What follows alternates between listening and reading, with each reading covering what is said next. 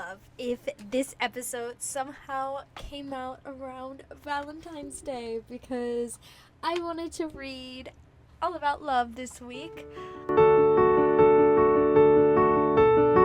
And I also have a love myself, as I've mentioned previously. My boyfriend, Hallen, we're going to be celebrating 2 years together this year, which is great.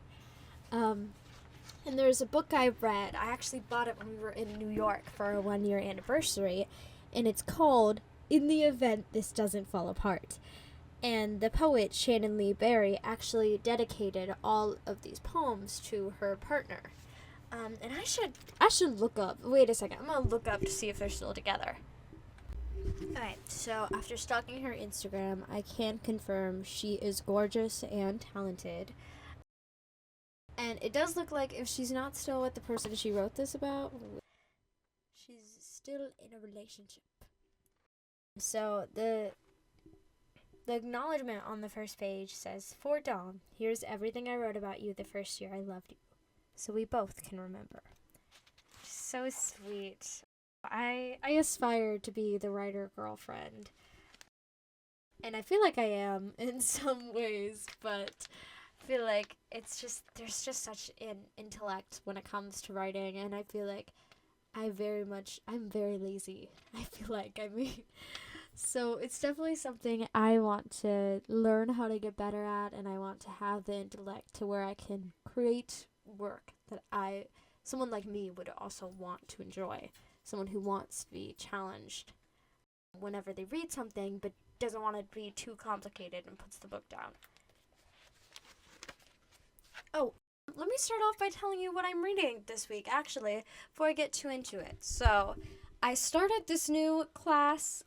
It's called, I forgot the name of it, but it's like children's literature course. And so we're reading a lot about, it's like children chapter books, graphic novels, adult novels. It's just all these fictional stories that we're reading, and they're actual, they're books we are reading. No, not excerpts, books.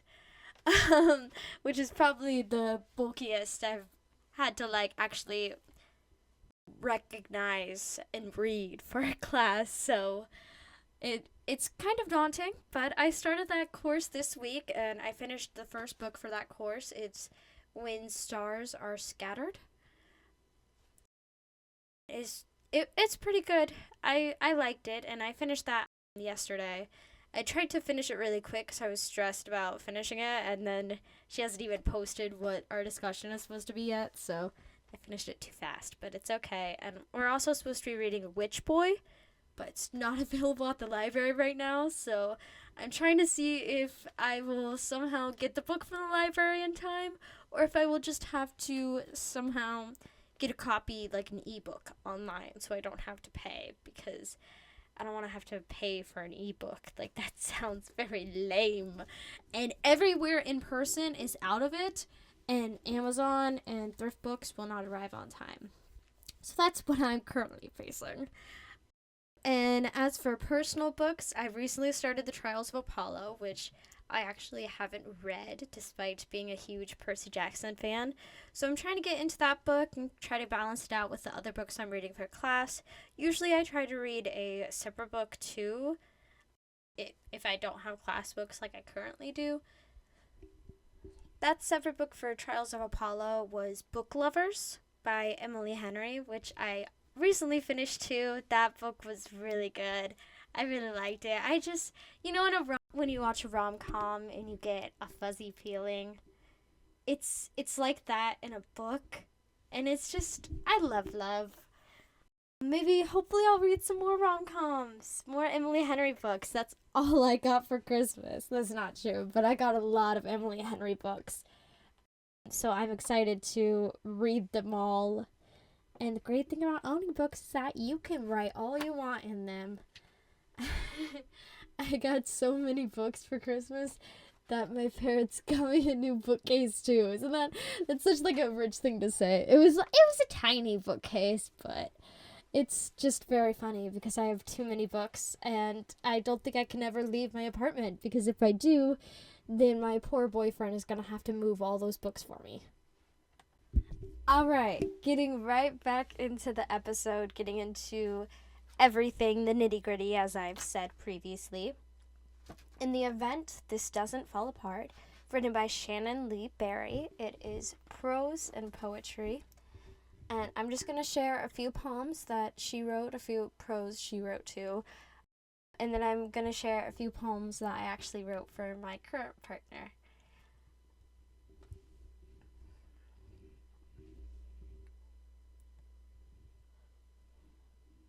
You say everything I've ever wanted to hear. It comes out soft and a little resigned. There is a smile at the corners of your mouth and all around your eyes. You admit it like a secret. What? I ask. I know something good is coming.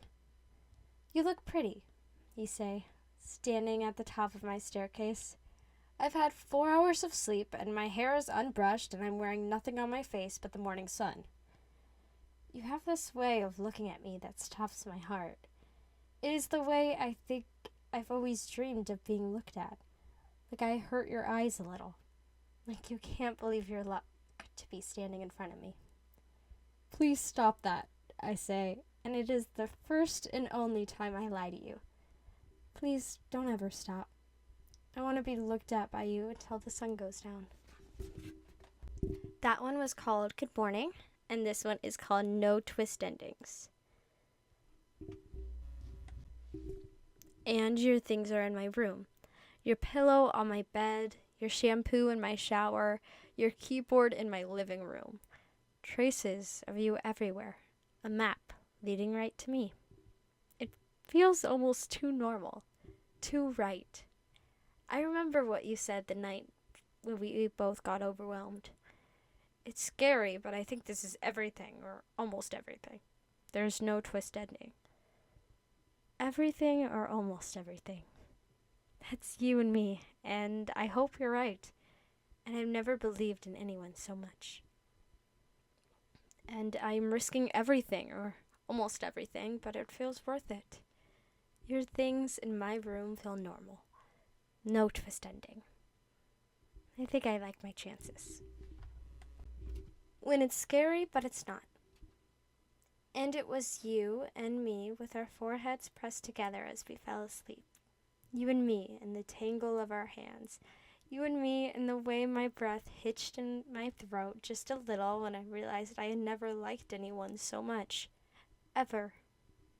And it's scary because I remember how badly it hurt with all the others when it didn't work out. And I'm left to imagine the pain of what it would be like to feel this big already and lose that hard down the road. And it's scary, but it's not, because I have a feeling. A good one. Like, this might just work out. What that means exactly, I don't know. Now, I don't like to think too hard about it either. But I keep coming back to you and me with our foreheads pressed together in the dark. I've never felt like that. Been that way with anyone before. Your forehead up against mine, your breath in between us, and being that close to you is enough. It is safe. It feels like coming home.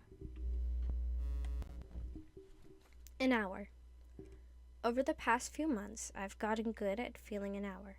Minutes and minutes, and the way they slip by me. The actual time and energy it takes each one to pass. But then you came to me and jumbled time all up. Minutes and hours were swallowed up by your voice, your hair, your hand on my waist in the movies, and the conversation on the walk home. I could have sworn it was only seconds. And I was good at feeling the years. Time and the way it changed me. I was settled into being alone. Nights by myself and mornings spent in my own company. I knew how to pass the time with phone calls out to everyone I knew and TV shows running it in the background. Now the world has too much noise with you in it. It's hard for me to focus. I want my drives to be quiet to give my brain time to catch up and think. Even then, I lose the hours to thoughts of you. A minute, a moment, 3 hours gone by. We've been on the phone for almost 3 hours, you say. Impossible. Impossible, but true. And that is how time passes over us, quickly and happily. Every minute packed with meaning. Time goes by at double speed. Impossible, but true. And I am trying to catch the minutes, trying to freeze them in my grasp so I can really feel them before I get too greedy. Because I want more with you already. More minutes and hours and days. When you're in my vision, it goes by with one blink. A week, a month, and now. Time with you feels infinitely packed. It feels long and short. It moves differently for us. No faster or slower, but there's more of it. And still, I want the extra minutes. I want to feel it all with you. The impossible gap. Just a few weeks. That's how long you'll be gone. A trip home for Christmas. It's not so long, but it's harder to grasp when I can't even fathom the impossible gap between the time I leave you to go to work and the time I get back. Before you, I never loved anyone who deserved it. Alright, so this will probably be at least a little bit shorter than the episodes before it, just because poetry and prose is naturally shorter than stories and full-length books I'll be reading. But I just wanted to share some of those poems because I remember at the time, and even now looking back on it, it really it stuck out to me. And I feel like a lot of people, when they think about poetry, focus on the extremes. But I feel like that book, it does have extremes to it, but it's also it's just simple love. Like when you come home and their pillow is there and their shower gel is in your shower and you just started dating them. It's little stuff like that really it seems so simple, but it's very meaningful. And if anyone has any recommendations for more love poems, more love poetry, I should check out. I feel like the simple things in love aren't as talked about as the extreme Romeo and Juliet suicide ideas, or the idea of longing for someone. And I'm very fortunate that I live with my boyfriend and I get to see him a lot. And it's not really the case for some people. Some people have to do long distance, and some people are love someone who doesn't love them the same whether or not they're together. So yeah.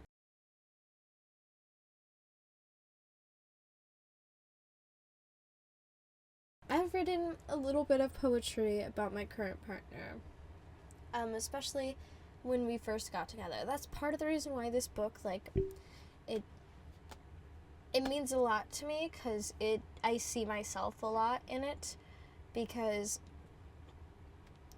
I feel like the idea of when you find someone who truly is your perfect person, you're not used to ever having someone who fits you so well, or having someone who is so good to you, then it's you get scared, because you're well, when's the other shoe gonna drop? And second, how do I ensure that I don't lose this person?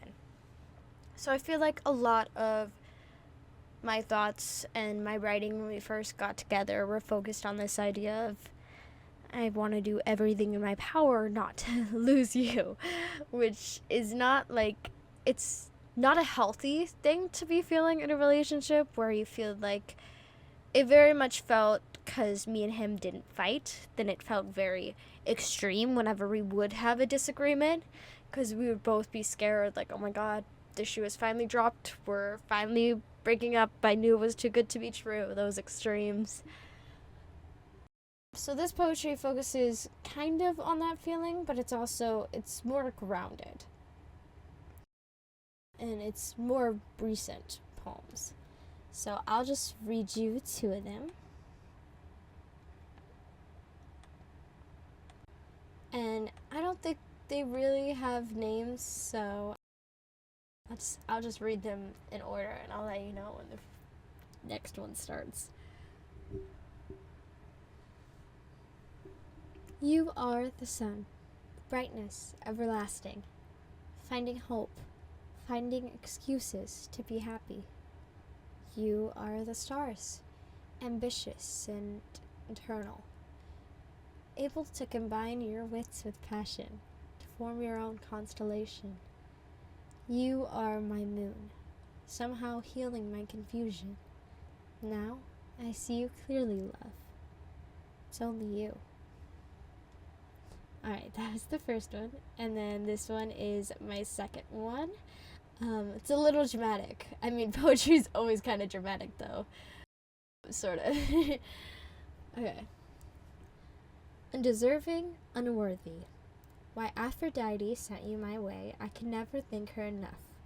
Our art is about Van Gogh, beauty in all its glory. But sadness creeps into a depression. From exhaustion, I'm not sure. I must love you right, or else you'll fall out of my grasp. Alright, so that one kind of talked about the themes that I was kind of talking about how when you do find like someone who's right for you, you can't help. I guess maybe I can't help because I have a anxious mind naturally, so it's very easy to get stuck in a cycle or even just a thought process of being like, oh my god, I'm gonna find a way to mess this up. And it's really scary to think that when you have someone who is as amazing for you as my partner is, then it's like, oh, here I go.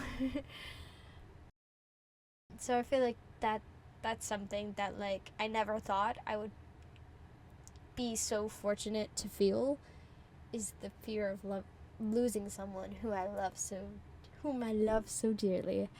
And I wish this type of safe love on everyone. And I see people I know always picking people who are like, in my opinion, who might not be the best for them. Or just getting stuck in a cycle of like being stuck. And I was very lucky to find someone I love, and it comes with its own hardships, of course, but I don't know. I think I'm just yapping a yap. So please buy Shannon Lee Barry's book, In the Event This Doesn't Fall Apart. And I'm sure she has other work too, if you're not just a love poetry gal. And hopefully I can get this episode out by Valentine's Day. And then it'll be a nice little love reprieve. Sorry, it sounded like I said love reprieve. Okay, well, thank you for listening if you got this far. And I hope you guys have a lovely day. And I did submit those poems to some contests, so I'll let you know if I ever hear back about that.